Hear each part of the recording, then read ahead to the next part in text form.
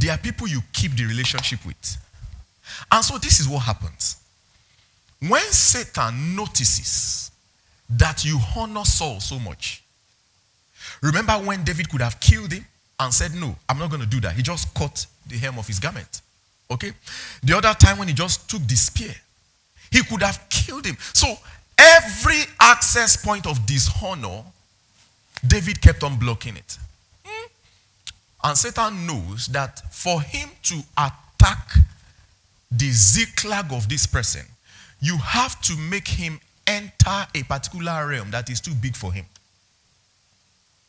Remember in the book of Titus, right, where Paul was talking about that even the angels could not rebuke Satan. Okay? In other words, even the archangel just naturally responds to rank. Okay? So it's like someone who just got recruited in the Nigerian army, seeing someone like former President IBB. Okay? Yes, he's retired and all of that, but for the fact that there is a rank, he is respected. He's a general, even though he's a former general. Okay? So the Bible said even archangels, they couldn't rebuke Satan. They had to say, the Lord rebuke you. Now, we are talking of Satan that has fallen. I hope you know it was like a rank. Satan was their boss. So even in his fallen nature, they look at him and they recognize him. They look at him and he too looks at them, and they could not talk to him that way. They had to say, let's go through the Lord. So I rebuke you. One of the ways Satan attacks, and people don't know, because many people don't understand the security that honoring a vessel gives to them. So because Satan could not access David through any of those routes, you know what he did? So he made David to connect with someone that was planning to kill Saul. Okay? And so in connecting to that guy, David was joining his hands to being part of those that will kill Saul. And while he was doing that, he didn't know that he was losing something. Are we together? Please follow me very well. You know, many times when these things are being said, it could look innocent to you, like no. But many times we have despised authorities. And we don't know that these things are having consequences. I am someone that, believe you me, if you bring a pastor's matter to me, what? I will be careful, because I know I am so knowledgeable about scriptures not to put my mouth into anything. And some of us have just, we are analysts. Some of you find yourself in the presence of Achish and you run your mouth. Someone needs to get what I said. There are some of you, there are a category of people that they are the ones Satan uses to bring you down. They have a kind of authority over you. So they raise a topic and it's compulsory you talk. Okay? And you don't know that as you are talking, you are losing your Ziklag. Is somebody get what I'm saying? And so David entered into an alliance with someone that was going to hurt Israel and kill Saul. Bishop Oyedepo said something. He said, if you bring a matter to him about Pastor Adeboye, who is his spiritual father, he said that day you will think he's not born again. He said the way he will harass you. Now you might wonder and say, why? Why? I'm just bringing, I'm just saying something about redeem. There are spiritually brilliant people that see appearance of evil. It will amaze you that many of the discussions you have, if you speak in tongues well, you won't do it. That's why it has a way of boosting your ego.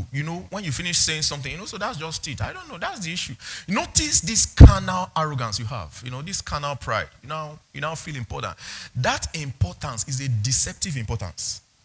Because it makes you lose consciousness of an attack that is going on in your life. Are we together? So David was going to join them. He didn't know that was going to cause a damage. All right? Okay? Now, the third thing I'm going to refer to is this. What? Many of you have an Achish kind of person in your life. They are the people that come into your context, okay? And they trigger certain things about you that naturally you wouldn't do. So they're the kind of people that tell you, you are going with me. Okay? And just say, yes, I'm going with you. Okay? But let me show you. I think I give you a word for Achish, right? You could just bring it up. Now, see the meaning of Achish in the Hebrew. So that before you begin to choose your loyalty, just understand something, okay? Pronounced Achish. Okay, look at what it means. I will blacken. In other words, these are people that blacken your life. But beyond that, what I want to focus on is this. Only a man. Now, please follow me very well. The life of some of you, if you notice it well, it is built on God. There are some of you here that no matter how bad you go, there is something about you that keeps knowing that you are not even like the bad people you are rolling with. Okay? Because you know, it seems like you are an embodiment of a covenant. Now, the mistakes others will make, you will make it and dry up faster than them. All right? Now, Achish simply means he's only a man. Why are you this loyal to him rather than to God? Okay? Achish is only a man that you don't mind messing Israel up, whatever it is that Israel could mean to you. You don't even mind spoiling Saul. Why? Because a man gave you a land and gave you a place called Ziklag, and so you could lodge there. And because of that, you forgot that you are part of Israel. This is the third thing I'm bringing out to help you see the gradual way in which he descended to someone that could be attacked. In case you don't know, David should naturally not be someone you can harass.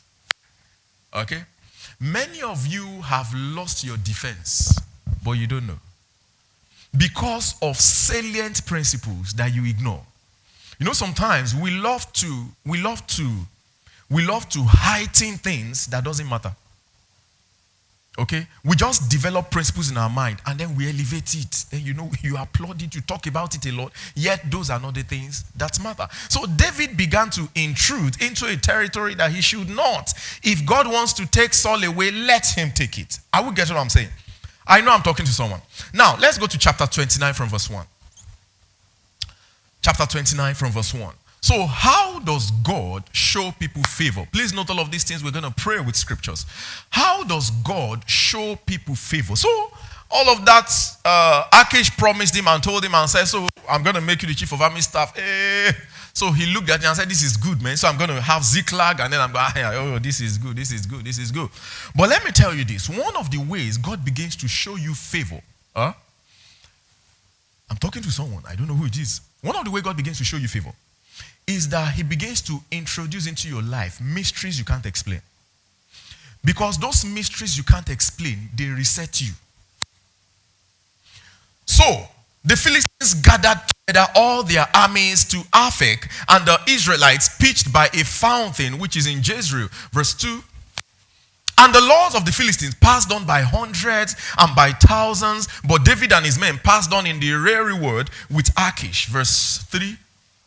Then said the princes of the Philistines, who are these guys? Who are these Hebrews? Achish said, unto the prince of the Philistines, is this not David? This is David now, servant of Saul, the king of Israel, which had been with me these days or these years, and I have found no fault in him, since he fell unto me unto this day. In other words, Achish looked at him and said, no, this guy, he's a very good guy. This is why I called it mystery quarrels. Sometimes you are wondering, why exactly is this not going well? What exactly is happening? I thought I had everything well spelled out. What exactly could be happening? Now, we know the end of this story. It was later we realized that thank God the Philistines quarreled with him. If not, Abigail that was only kidnapped would have been killed. So some of you don't know that even what is happening to you is a reset button.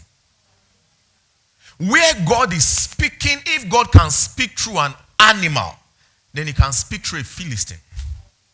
So he began to manipulate the Philistines to delay something. To tell him to go back. Because in his own lay mind, he was just like, whoa, I'm going to help them. Some of you, I don't know who I'm talking. Some of you have entered partnerships you should not have entered.